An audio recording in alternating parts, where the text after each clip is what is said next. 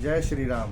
आप लोगों का मेरे यूट्यूब चैनल पे बहुत बहुत स्वागत है और मैं आपका एस्ट्रो गुरु संजय सक्सेना जी।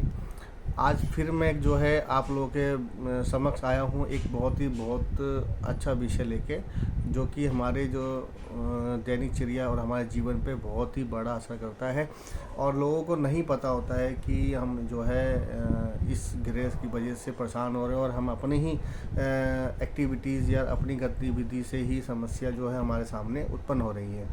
पहले भी हमने जो है चर्चा करी थी कि आपके हमें लगता है कि हमारे पहले काम धंधा हमारा अच्छा चल रहा था, हमारा नौकरी पेशा अच्छा चल रहा था, बच्चे अच्छी पढ़ाई लिखाई कर रहे थे, घर परिवार अच्छा स्वस्थ था, बढ़िया चल रहा था। अब लेकिन अचानक पता नहीं क्या हुआ कि हमारे जो है आर्थिक तंगी आ गई है ना, मानसिक जो है पीड़ाएं मिल रही हैं, शारीरिक कष्ट मिल रहे हैं, पैसा जो है बीमारियों में खर्च हो रहा है, बच्चे पढ़ाई लिखाई नहीं कर रहे हैं, है ना।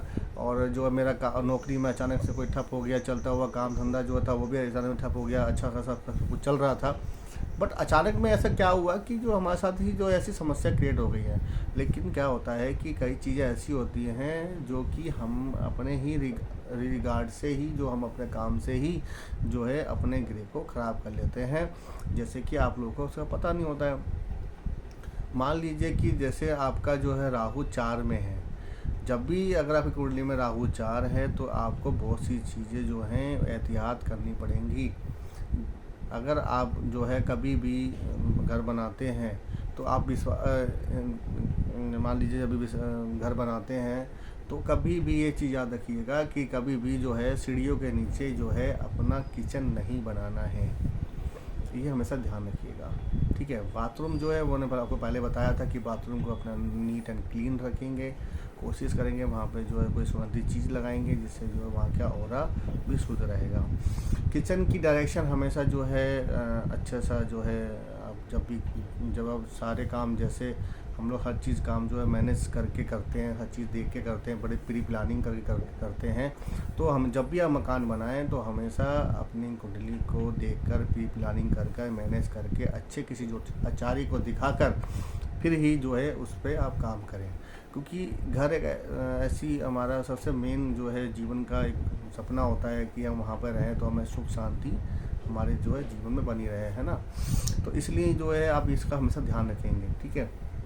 नंबर 1, अगर मान लीजिए कि आपका कोई छत है, छत को कभी भी, सिंगल छत को कभी भी रिपेयर नहीं कराएंगे, ठीक है। ना ही सिंगल छत को कभी रिपेयर कराएंगे, ना सिर्फ ना कि टॉयलेट को कभी भी आप अपने जो है सिंगल रिपेयर कराएंगे। अगर कोई ख़राबी आती है तो पहले आप जो है अच्छे ज्योतिषाचार्य को दिखाकर इसका जो है मूल्यांकन करा लें कि भैया कि हमारे यहाँ ऐसा कोई ग्रह तो ख़राब नहीं बैठा है, या हमारे जो राहु देव हैं जो कहीं ऐसी कुंडली में 6, 8, 12, 4 में तो नहीं बैठे हुए हैं, जिससे जो है अगर हम ये काम करवाते हैं तो उनका जो है हमें दुष्प्रभाव या उनका हमें पड़े, है ना। तो छत कभी भी अगर आप रिपेयर करवाते हैं, अगर कभी किसी कारणवश किसी का घर बना हुआ है और छत जो है ख़राब हो जाती है तो उस आप हमेशा याद रखिएगा। या फिर जैसे आपके यहाँ जो है टुकड़ियाँ पड़ी हुई हैं, खपरेल पड़ी हुई है और आप जो है चाहते हैं कि मैं लिंटर डलवा लूँ, है ना, तो सिंगल छत कभी भी आपने रिपेयर नहीं करानी है।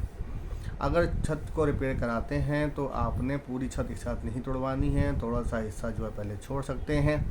उसके बाद ही जो है जब दूसरी छत तोड़े तो उसको जो हिस्सा बचा हुआ है उसको हटा के फिर आप उसको कर सकते हैं। कभी भी पूरा एक साथ छत नहीं हटानी है। और अगर काम करते हैं तो जो पुरानी छत है उसका कोई ना कोई मलबा या कोई ना कोई हिस्सा जो है आपने पुराना हिस्सा तोड़ कर उसको मसाले को अपने नई छत में ज़रूर डालना है, जिससे कि जो है आपको इतना उसका प्रभाव नहीं पड़ा। क्योंकि इलाज से अच्छा जो होता है प्रिकॉशंस होती है ना। तो इसलिए आप लोग जो है ये चीज़ों को ध्यान रखिए कि कभी भी अकेले में आपने राहु की चीज़ों को नहीं छेड़ना है। सीढ़ियों के नीचे किचन को नहीं बनाना है, क्योंकि किचन बनाने से राहु देव को भी दिक्कत आती है। चौथा घर जो होता है हमारे, अगर कालपुरुष की कुंडली में देखेंगे, कालपुरुष कुंडली जो मैं आपको आगे इस पे हम कभी डिटेल में मैं आपको ज्योतिष जो है शिक्षा को थोड़ा थोड़ा देता रहूँगा। कालपुरुष की कुंडली में क्या है कि हमारा हम हमेशा पहले घर से स्टार्ट करते हैं कि पहला घर, दूसरा घर, तीसरा घर, ऐसे 12 घर होते हैं, 9 प्लेनेट होते हैं। पहला घर जो है हमारे चेहरे को या शरीर को हम है ना उसको रिप्रेजेंट करता है। दूसरा घर है जो हमारे गले को बॉडी को हमारी रिप्रेजेंट करता है। तीसरा घर जैसे कि तो कंधे हैं, हमारे हाथ हैं, इसको भी रिप्रेजेंट करता है। तो वैसे चौथा घर होता है, चौथा घर जो है हमारी छाती वाला हिस्सा जो होता है इसको रिप्रेजेंट करता है। अब छाती वाले हिस्से पे अगर मान लीजिए कि अगर राहु देव बैठ गए हैं और वहाँ पे आए हैं, तो राहु जब चौथे में बैठता है तो एक ना एक तो एक समस्या ये आ जाती है कि हमारे घर में कोई ना कोई वास्तु दोष रहेगा ही रहेगा, कोई ना कोई वास्तु दोष रहेगा।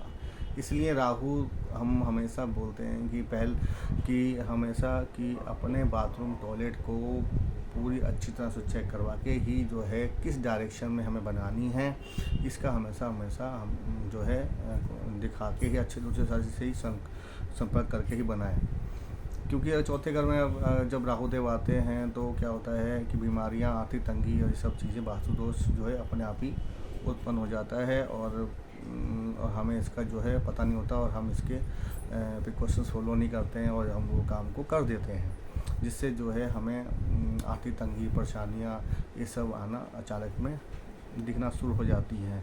क्योंकि राहु देव भी राहु और केतु जो है ऐसे प्लैनेट हैं, मैं इस पर इसलिए फोकस ज़्यादा करता हूँ क्योंकि एक ये मेन 2 ग्रह हैं जिन दोनों के बीच में, राहु केतु के बीच में सारे के सारे प्लैनेट जो हैं काम करते हैं। अगर ये दोनों ग्रह अच्छे हैं तो समझ लीजिए आपकी आधी से ज़्यादा, या मैं तो कहता हूँ 99% आपकी समस्या का समाधान मिल जाता है। क्योंकि ये 2 ग्रह ऐसे हैं जो आपकी हर एक चीज़ पे नज़र रखते हैं। आप कितने जो अपने जीवन को कितने सादगी से, कितने तरीके से चल रहे हो, ये हर चीज़ का आपका मूल्यांकन करते हैं। और जब भी ये दशा में आते हैं या जब भी आपकी ग्रह चाल चलाते हैं तो आपको ये समस्या क्रिएट करते हैं। क्योंकि राहु देवी हैं जो आपको धनवान भी बनाते हैं और राहु देवी हैं जो आपको अर्श से फर्श पे जाके इसको ला के खड़ा कर देते हैं। तो जब भी राहु देव 4 में होते हैं तो आपको जो है ये मान लीजिए कि छाती से रिलेटेड जितनी भी बीमारियाँ होती हैं वो आपको कहीं ना कहीं इसका देखने को मिलता है कि लंग्स इन्फेक्शन हो जाता है, कोई सांस की जो है समस्या आने लग जाती हैं, है ना कहीं लीवर पे भी थोड़ा बहुत इफेक्ट देता है। तो ये सब चीज़ें जो हैं राहु देव वहाँ पे। और फिर क्या होता है, और एक और है कि राहु 4 जब भी होता है तो जल्दी से जो है आपको बीमारी समझ में भी नहीं आती है। जब तक का वो बड़ा रूप नहीं कर लेती है तब जाकर आपको पता चलेगा कि यार ये समस्या आ गई है। अब ये समस्या तो आपको दिख गई है तो आपने जो मैंने प्रिकॉशंस बताए हैं वो तो आपने करने क्योंकि इलाज से अच्छा तो प्रिकॉशंस है कि भाई हमें जो है पहले दिखा लें, उसके बाद जो है हम छत तुड़वाते हैं तो उसमें हमें उसमें हिस्सा मिलवाना है। और अगर मान लीजिए कि अगर किचन जो है हमारा सीढ़ियों के नीचे ना हो, अकेले में जो है टॉयलेट को कभी हम छिड़वाए नहीं, क्योंकि ये सब चीज़ें जो होती हैं राहु की मेन चीज़ें हैं जो राहु का बिल्कुल लगा लीजिए प्रिय है, जहाँ पे राहु जी का वास है। आप बिना पूछे किसी के घर में तो घुस नहीं जाओगे, अगर छेड़ोगे तो उसका तो दुरुपयोग करना पड़ेगा, उसकी हमें मर्जी तो लेनी पड़ेगी, उसकी हमें आज्ञा भी लेनी पड़ेगी। तो इसलिए हमें ये चीज़ें दिखानी पड़ती हैं। मेन गेट जो होता है वहाँ पे भी जो है आपने ज़्यादा राहु 4 में है तो वहाँ पे ज़्यादा जो है पानी का स्रोत ना रखी, ज़्यादा से ज़्यादा वहाँ पे भी राहु जो है ज़्यादा जल्दी एक्टिव हो जाते हैं। ये तो छोटी छोटी बातें हो गई जो कि आपको प्रिकॉशंस के तौर पर रखनी है। अगर आप मान लीजिए कि काम करा भी रहे हैं तो हम क्या क्या कर सकते हैं जिससे जो राहु देव का जो है हमारे पर थोड़ा सा आशीर्वाद बना रहे।